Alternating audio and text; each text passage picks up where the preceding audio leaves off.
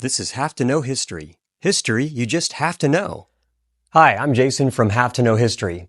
This is going to be a little bit of a different episode today because I wanted to focus on Roman numerals. We're studying them in class right now, and so I thought might as well give a little primer on how Roman numerals work, what they are, how they're different from what we use right now, and see how that goes. Because a lot of people don't know much about Roman numerals. You may see them on a clock. Or maybe you see Roman numerals on the copyright date on a book or a movie, or maybe the chapter numbers of a movie. So Roman numerals have some specialized use now that we still have in our society. Why bother? Why do we still use them? Well, because they're still in our language. For example, unicycle, a one-wheeled cycle. Or maybe your duo in Fortnite, two people, right? Or a tripod. It's a three-legged camera stand that I'm using right now. So we have the quadricep. We have the bicep. We have that. We have the tricep. And then we have the quadriceps. So we still use Roman terms in our language today. And so I thought I would go through Roman numerals and try to explain it to you. Now, here's the first thing to keep in mind here. I'm not an expert on actually anything. So I just like history. I like to talk about different things. And so I'm giving you my version of it. And of course, people have their own interpretations and versions of things as well. And that's okay. But Roman numerals are different than what we have. We have 26 letters in our alphabet, 10 then on top of that, digits that we use for numbers, 0, 1, 2, 3, 4, 5, 6, 7, 8, 9. That's 36, right? The Romans just had their alphabet. And that was it. There were no actual separate characters to use as numbers. So they used letters to represent numbers. And so the first thing, if you want to learn about Roman numerals, is you have to make sure you know what the letters are that represent their numbers. So the first one's pretty simple. You have that's the 1. Makes sense. Back in the day, they would tally how many sheep they have. And I have another sheep, I have another sheep, I have a bunch of sheep, right? So they would keep track of that. And so they have their tally marks. So the first is a number 1. That's just the letter I. It represents number 1. The number 5 is represented by a V. Now, I kind of think that maybe, you know how we do hash marks, tally marks? I have to research this a little bit. Maybe I'm wrong here, but it seems like when we have a group of 5 hash marks, we do this kind of typically, and it kind of makes a letter V. So maybe that's where they got the idea for a V for 5. I have no idea. Maybe you'll let me know in the comments if you know where the letter 5, where the V came from for the number 5. The letter X represents 10. And to me, it makes sense. You have a V, and then you have another V, and it has an X. That's where 10 is. I don't know. You guys got to memorize this stuff. The letter L is for 50. Just got to memorize that one. I don't know how to help you on that one. C is 100. A little bit better. That's centum is the word for 100. 100 cents in a dollar. 100 years in a century. Right? That makes more sense. So you've got the letter C. Then the letter D is 500. No clue where that came from. And the letter M is the letter M is 1,000, which makes a little bit of sense because if you think about milliliter or millennium is 1,000 years. So those are the letters, and you just got to memorize. You just got to memorize the letters. It's simple as that. Now there are some rules.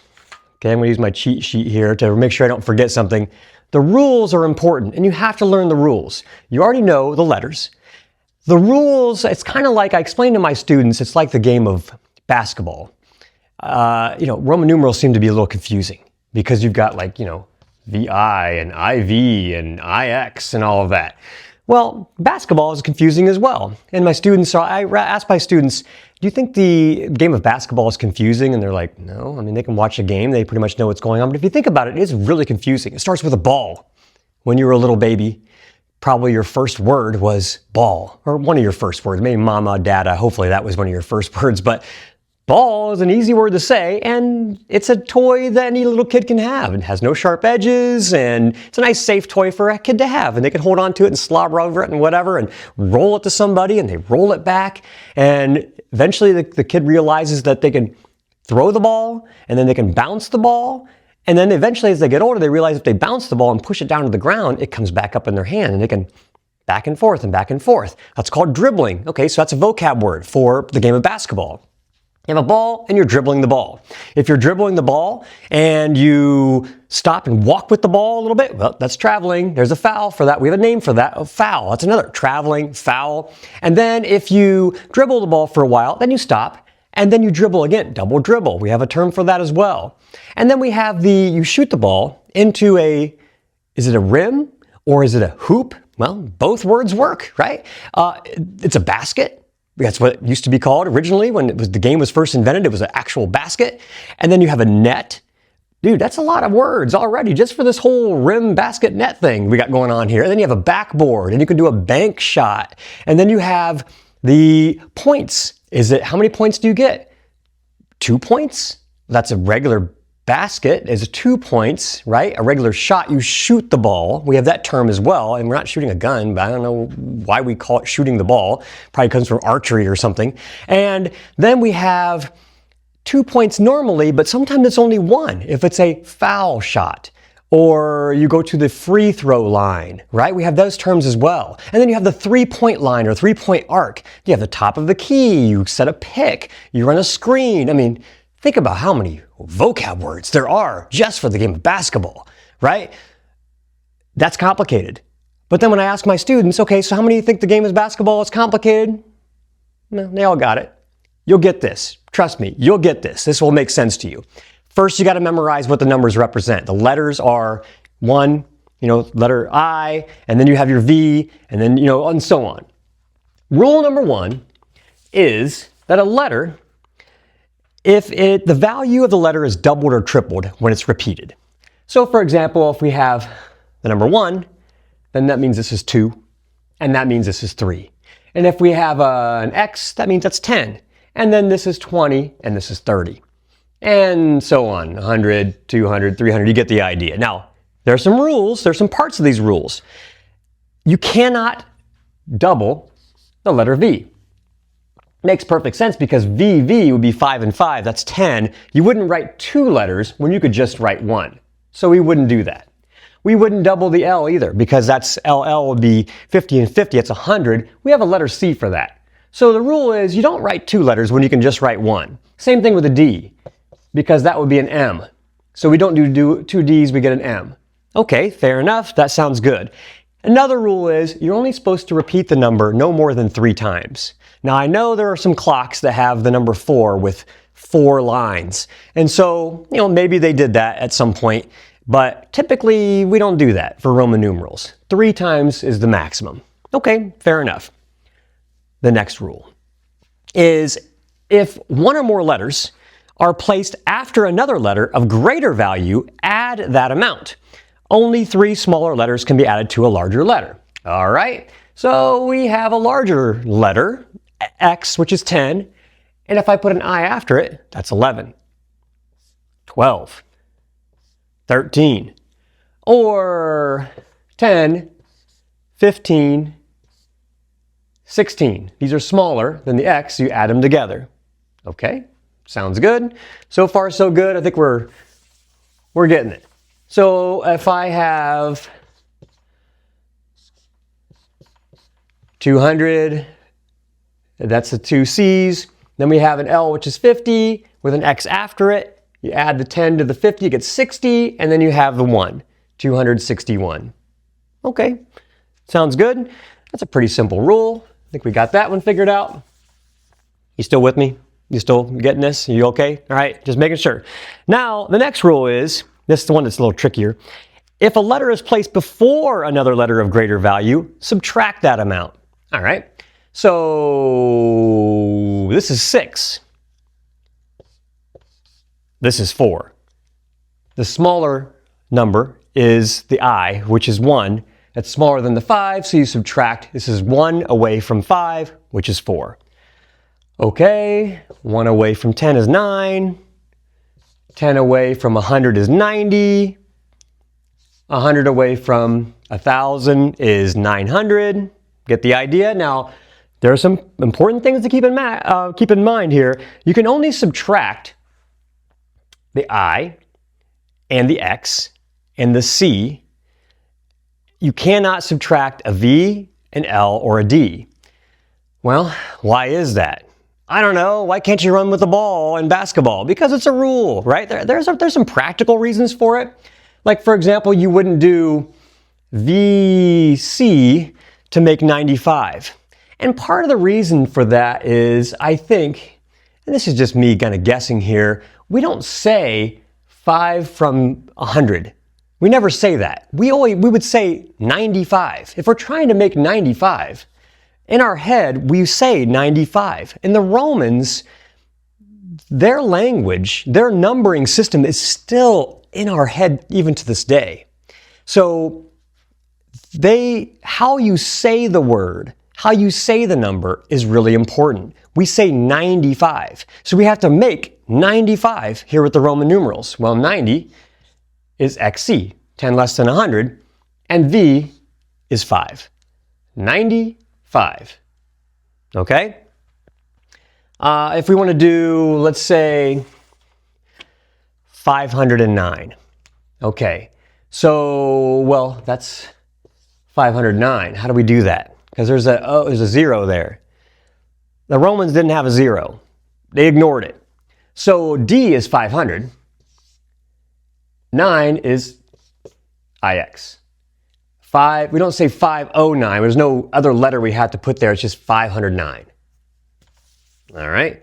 What if we want to subtract 2? I want to make an 8. Can I do II in front of the X? No.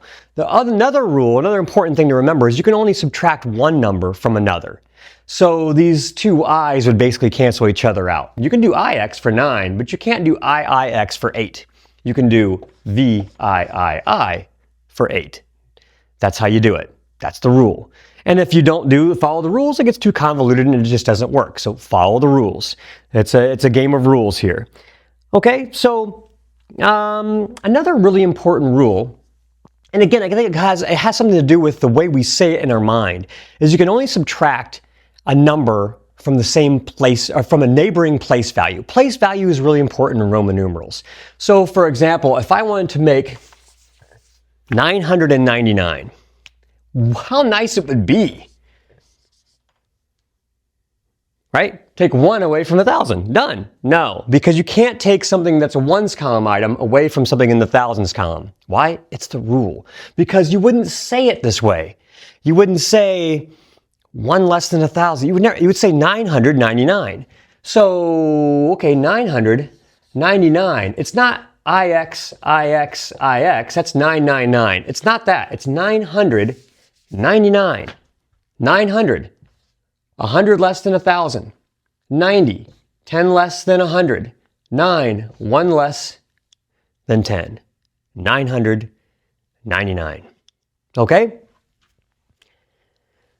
What if we want to do 444? Well, the closest Roman numeral we have to 400 would be D, and we have to put a C in front of it to take 100 away from the 500. And then we have 10 less than 50 gives us 40. And then we have 1 less than 5 gives us 4. All right? You still okay? Are you sure? I mean, you're looking like your head's starting to, about ready to explode here. So relax if you need to and pause it and take a deep breath. Okay, we still okay? All right, you got smoke coming out your ears yet? All right, hopefully we're doing all right. Here's another rule. What if I want to make the number 6,000? All right, well, no, you cannot repeat something more than 3 times. That's not going to work. So the Romans came up with an idea for that. V, which is 5, with a line over top, 1,000. 5,000, 6,000. Now you say, well, some of my students would say, well, why can't I just do 6 with a line over top of all of it? You can't. I guess you could, but the Romans wouldn't write this because they already have a character for 1,000, so you just would do the M. Makes perfect sense. Okay? And I guess if you want to do 1,000,000, 5,000,000, maybe you could put a line underneath it, and that would be 5,000,000. So they had ways of doing that. Now, The lines make it a little bit complicated because sometimes when you see Roman numerals, you have a bracket on the top and the bottom, which makes perfect sense because if you're writing a sentence and you have numbers in your sentence, you have to kind of hold everything together, because if you'll get confused if you're using letters for numbers. You can see how that'd be confusing in writing. And so you can see really clearly why we don't use this system anymore. We switched to Hindu Arabic numbers, the numbers we currently use. So if you're writing 6, 7, right? We write it like this because we got this from a combination of the Hindu number system when the Muslims conquered India. There's some mixing of the languages there, and that's how we end up with basically what we have today, and it's so much better. Plus, when Rome conquered Greece, the Romans really liked Greek math, and they basically ditched their old system in a lot of ways because they favored the Greek system. It made more sense. Pythagoras with his theorems and all that, and Euclid with his geometry. So the Roman system just wasn't very good, but we still use it. It's still in our system today. It's still in our culture today because it's really interesting. So I hope you found this useful. I hope you found it interesting. If you have any questions or comments, feel free to leave a comment for me and I'll be glad to try to answer the question as best I can. I'm sure there are people out there who could explain it a lot better than I can, but that's how I explain it to my students most of the time, and my students most of the time pick it up and they do okay with it and they learn it, and we use Roman numerals for pretty much everything in my class for the entire two chapters on Rome. So anyway, hope you have a great day. Take care. Have a good one. Bye-bye.